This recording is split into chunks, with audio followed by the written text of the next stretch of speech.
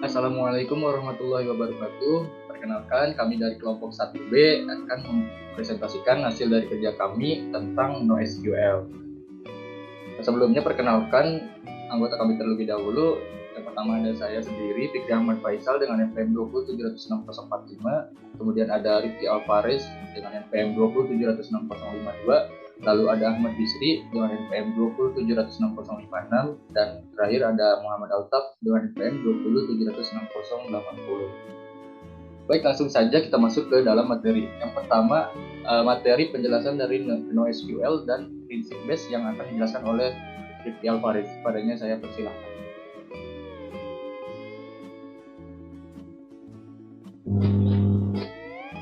Baik, terima kasih kepada moderator. Di sini saya akan menjelaskan tentang penjelasan NoSQL dan prinsip dari base. NoSQL merupakan singkatan dari Not Only SQL, yang berarti database manajemen yang bersifat tanpa relasi ataupun non-relasional. NoSQL bisa mengelola database dengan skema yang fleksibel dan tidak membutuhkan query yang kompleks. Dengan metode ini, NoSQL mempunyai skalabilitas yang tinggi untuk dapat berkembang sesuai dengan kebutuhan data yang ada. Dari kelebihan tersebut, database manajemen ini dianggap paling cocok untuk mengolah big data yang selalu berubah-ubah sekalipun. Berbagai perusahaan besar seperti Facebook dan Google juga memanfaatkan dari NoSQL pada bisnis mereka. Alasannya karena memiliki kemampuan yang bagus untuk mendukung real-time web application yang dikembangkan.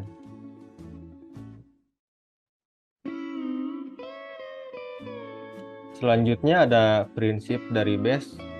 Database jenis base adalah pemrosesan basis data NoSQL seperti data type, peningkatan jumlah volume, dan variabilitas data. Jadi database jenis ini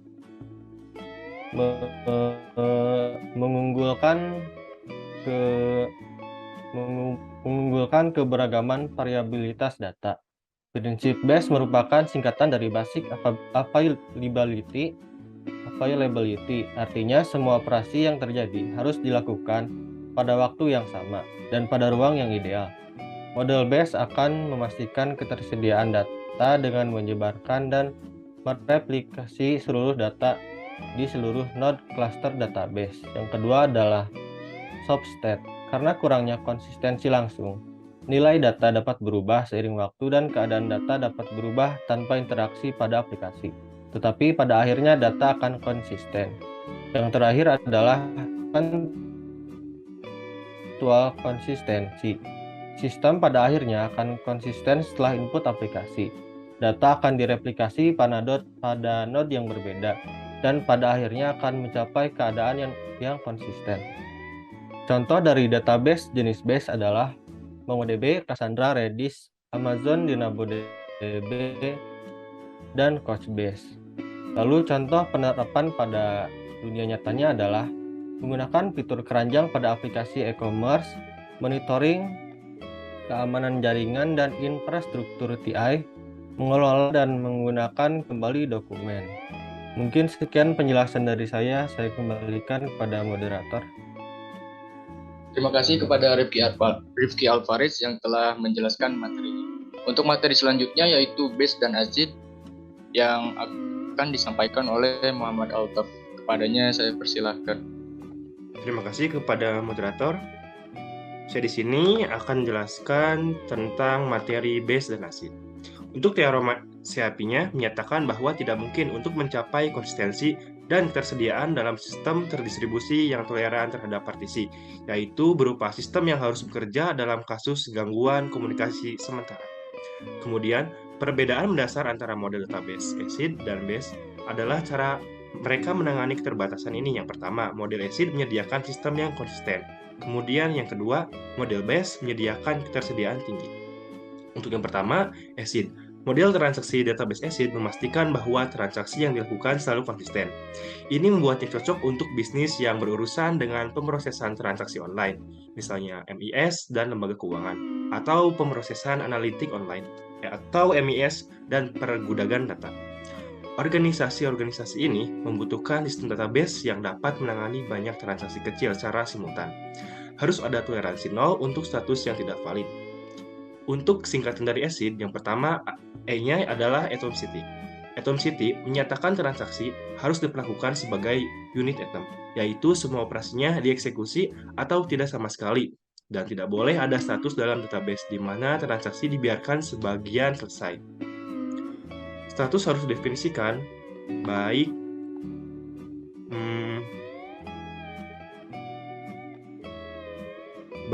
sebelum pelaksanaan transaksi atau setelah pelaksanaan transaksinya. Jadi, setiap transaksi harus dilakukan dengan benar atau proses berhenti dan database kembali akan keadaannya. Kemudian, sebelum transaksi dimulai, ini memastikan bahwa semua data dalam database valid. Kemudian, bagian C-nya yaitu konsistensi.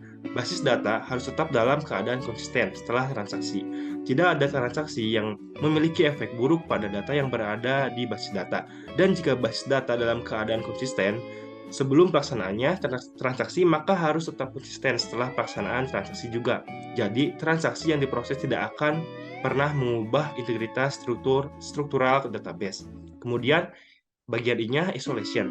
Dalam sistem database, jika lebih dari satu transaksi dijalankan secara bersamaan dan paralel, sifatnya isolasi, menyatakan bahwa setiap transaksi akan diadministrasikan dan dieksekusi tanpa memengaruhi integrasi transaksi lain. Kemudian, bagian huruf D-nya durability. Durability adalah data yang terkait dengan transaksi yang diselesaikan akan tetapi ada bahkan dalam kasus jaringan atau pemadaman listrik. Jika transaksi gagal, itu tidak akan memengaruhi data yang dimanipulasi. Kemudian, lembaga keuangan hampir secara eksklusif akan menggunakan database ACID karena pengiriman uang tergantung pada sifat atom dari ACID. Transaksi yang terputus jika tidak segera dihapus dari database maka akan menyebabkan banyak masalah. Kemudian, perbedaan dari base dan ACID. Yang pertama, pada database ACID memiliki konsistensi yang kuat. Pada database NoSQL tidak. Kemudian terdapat isolasi. Kemudian pada database base tidak memiliki isolasi. Kemudian transaksi. Kemudian robust database, SQL, available and consistent, scale up, dan share. Tapi pada bagian NoSQL terdapat program manage, simple database, complex code, available and partition tolerant, scale out, dan nothing share. Kemudian, base dan ACID, manakah yang lebih baik? Mengingat sifatnya yang sangat struktur, database yang sesuai dengan ACID akan lebih cocok untuk membutuhkan konsistensi, prediktabilitas, dan keandalan. Sedangkan, bagi yang menganggap pertumbuhan sebagai salah satu prioritas mereka, kemungkinan akan memilih model base. Karena model ini memungkinkan peningkatan yang lebih mudah dan memberikan lebih banyak fleksibilitas. Namun, base juga membutuhkan pengembang yang tahu bagaimana mengatasi keterbatasan model. Jadi semuanya bergantung kepada kebutuhan penggunanya. Baik, terima kasih kepada moderator. Saya kembalikan ke moderator. Terima kasih kepada Muhammad Altaf yang telah menjelaskan materi base dan ACID. Untuk selanjutnya, ada jenis-jenis dan tipe dari NoSQL yang akan dijelaskan oleh Ahmad Bisri. Kepadanya saya persilahkan. Baik, terima kasih Fikri. Di sini saya akan menjelaskan tentang jenis-jenis NoSQL. Yang pertama ada key value, ada graph based, ada column based, ada document oriented. Yang pertama key value. Tipe ini tuh paling pas dipakai jika ingin menyimpan banyak data tanpa menggunakan query yang rumit saat hendak memprosesnya. Ini karena database dalam pasangan key or value itu berbentuk table hash yang sederhana. Masing-masing key hadir dalam key value yang unik. Sedangkan value-nya itu bisa berupa JSON, BLOB, string, dan sebagainya. Yang kedua ada graph based. Fokus dari jenis database NoSQL ini adalah menyimpan hubungan antar entitas yang disimpan dalam bentuk node. Sedangkan hubungan antar entitasnya itu disebut sebagai edge atau edge. Anda bisa menggunakan tipe NoSQL database ini jika ingin mengetahui pola yang saling berhubungan dalam data. Penggunaan database jenis graph based ini juga biasanya dipakai untuk media sosial, mendeteksi penipuan, dan data spasial. Lalu yang ketiga ada column based. Jenis database ini tuh mampu menyimpan data dalam bentuk kolom sehingga sangat cocok untuk query seperti sum, count, FVG atau average, mean, dan juga sebagainya. Banyak perusahaan menggunakan tipe NoSQL database ini karena menawarkan fleksibilitas kolom sebagai kelebihan utamanya. Lalu yang terakhir ada document oriented. Data berisi sepasang key dan value yang disimpan dalam dokumen dengan format JSON atau XML dipakai pada jenis database yang satu ini. Value yang dimaksud bisa berupa banyak hal seperti string, angka, boolean, arrays, hingga objek. Penggunaan jenis database document oriented ini sangat fleksibel sehingga umum digunakan untuk CMS, platform working, analisis real time, dan aplikasi e-commerce. Nah, untuk yang contohnya itu ada pada gambar yang di tengah-tengah ini. Ini ada key value yang terlihat seperti dua kolom. Terus ada graph based yang berisinya node-node terus saling terhubung. Ini tuh sangat cocok jika pengguna itu ingin menemukan pola yang saling berhubungan dalam datanya. Terus ada column based atau column family. Ini itu yang setiap kolomnya itu tak terikat dengan kolom yang lainnya, maka pengguna bebas mengubah kolom apapun tanpa mempengaruhi yang lainnya. Lalu yang terakhir ada document oriented. Nah, ini tuh yang tadi yang berisi dokumen dengan format JSON. Mungkin cukup sekian yang dapat saya sampaikan. Terima kasih, saya kembalikan ke moderator. Terima kasih kepada Ahmad Bisri yang telah menjelaskan materi jenis-jenis NoSQL. Untuk selanjutnya yaitu tahap instalasi dan contoh CRUD, create, read, update, dan delete yang akan saya jelaskan. Yang pertama, instalasi MongoDB. Tahapan yang pertama yaitu kita akses browser terlebih dahulu dan ketikkan MongoDB download pada kolom pencarian. Dan kita klik MongoDB Community Server Download. Setelah itu, untuk mendapatkan file penginstalasian software MongoDB, sesuaikan dengan sistem operasi yang digunakan dan versi yang digunakan. Jika file dari MongoDB-nya sudah terunduh, kita buka untuk melakukan tahapan instalasi pada device. Klik next jika sudah masuk pada pengsetupan aplikasi. Selanjutnya, centang pada bagian I accept the terms in the license agreement untuk melakukan persetujuan pada lisensi aplikasi MongoDB. Setelah itu, klik next. Pilih fitur pengunduhan secara lengkap dengan memilih opsi complete installation. Nah, pada halaman ini, user diminta apakah aplikasi MongoDB akan dijadikan sebagai service atau domain user. Jika user ingin membuat aplikasi MongoDB sebagai service, maka klik kolom Install MongoDB as a Service. Setelah itu, klik Next. Lalu, kita menginstal MongoDB Compass. Klik Next jika ingin menginstal MongoDB Compass dengan membiarkan kolom Install MongoDB Compass terchecklist. Lalu klik install dan tunggu proses instalasi hingga selesai. Jika sudah selesai, maka akan muncul tampilan seperti ini. MongoDB Compass telah berhasil diinstal. Dan ini adalah tampilan awal dari MongoDB Compass. Selanjutnya saya akan mendemonstrasikan CRUD pada MongoDB-nya.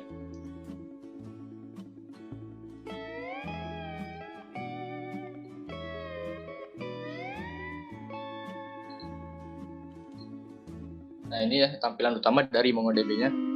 Untuk yang pertama, untuk create, kita tahap awal adalah dengan mengklik tombol ini, create database.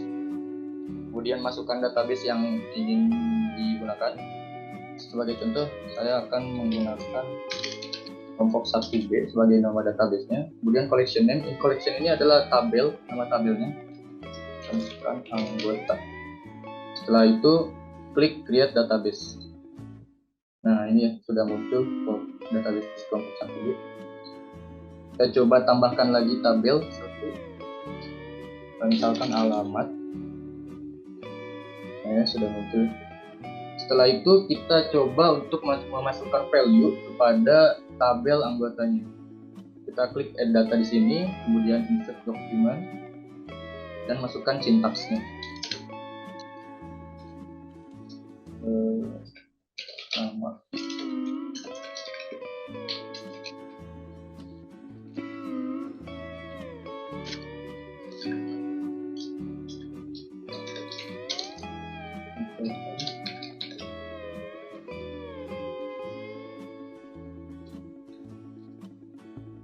Awas.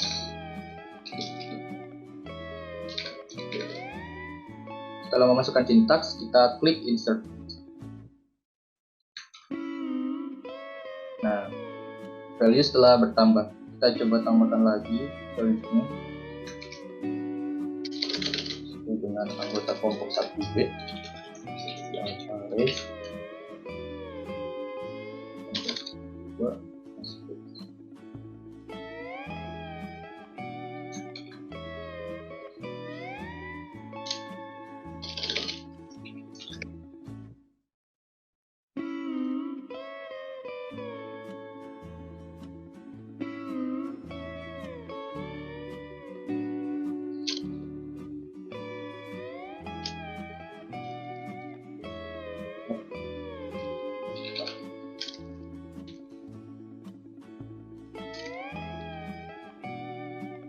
Nah, datanya sudah bertambah, values-nya sudah bertambah.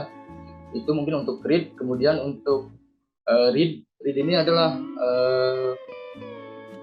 salah satu metode yang sangat penting ketika kita dihadapkan dengan data yang jumlahnya itu banyak.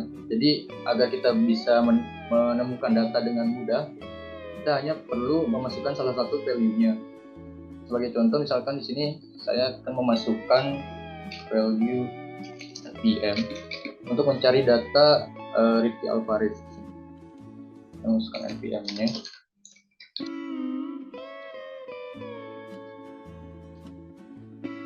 Kemudian kita klik find sini. Dan nama Ricky Alvarez telah ditemukan. Kemudian sebagai contoh lain, misalkan kita pakai value kelas untuk menemukan data dari Altaf. Kita klik find dan data Altaf telah bisa ditemukan.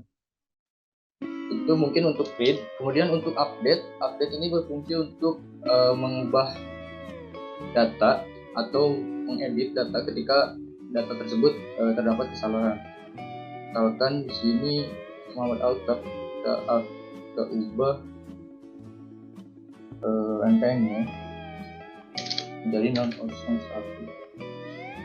Setelah itu kita klik update. Nah, dokumen telah berhasil diupdate, dokumen update. Dan NPM-nya yang tadinya 80 jadi 01 telah berubah. Itu mungkin untuk update. Kemudian untuk delete itu untuk menghapus data yang mungkin datanya itu sudah tidak digunakan dengan cara klik tombol gambar tong sampah ini di dokumen, dan kita klik delete dan values pun telah hilang. Itu mungkin untuk menghapus values dari sebuah tabel. Misalkan kita ingin menghapus tabelnya, kita klik titik 3 di bawah ini, kemudian kita klik drop collection, kemudian masukkan nama tabelnya dan klik drop collection, dan tabel anggota pun telah hilang. Untuk menghapus database, kita klik ini drop database, kemudian masukkan nama database-nya kelompok 1B, klik drop database, dan database kelompok 1B sudah hilang. Itu saja mungkin demonstrasi CRUD dari MongoDB-nya. Sekian yang dapat kami sampaikan.